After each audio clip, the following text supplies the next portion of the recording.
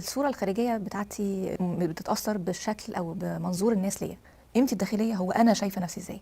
يعني ممكن أكون أنا شايفة نفسي قليلة، ممكن تبقى حاجة سلبية مش حاجة كويسة. أنا ممكن أبقى شايفة نفسي حاجة قليلة قوي، ولكن اللي حواليا شايفيني حاجة كبيرة، أو حد مؤثر، أو حد وجوده في المجتمع مفيد. لما بيحصل الصدام والفرق ما بين الصورة الخارجية وقيمتي الداخلية، أنا دايما هبقى قاعدة في صراع.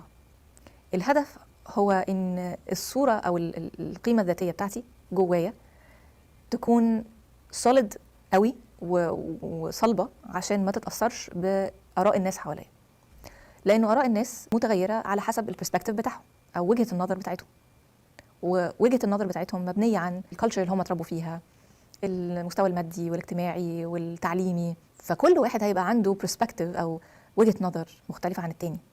ما ينفعش أسيب نفسي ايه الكلمه يعني هذا الريح ان انا كل واحد يشككني في هويتي، يشككني في قيمتي الذاتيه. انا لازم يبقى عندي فاونديشن عشان كمان ما تاثرش عليا في تعاملاتي اليوميه.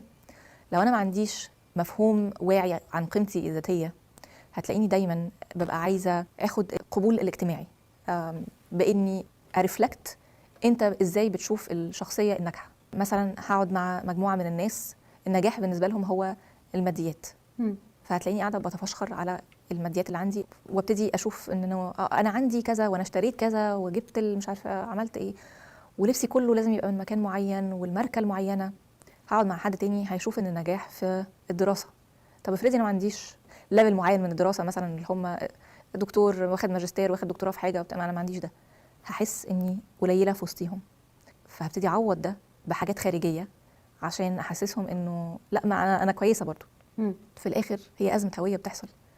لكن لما يبقى عندي بقى الفاونديشن، انا مين، بغض النظر عن انجازاتي، بغض النظر عن مستواي المادي، بغض النظر عن انا ساكنه فين، بلبس ايه، بلبس ماركات ايه، هو ده الحقيقه اللي مش متغيره.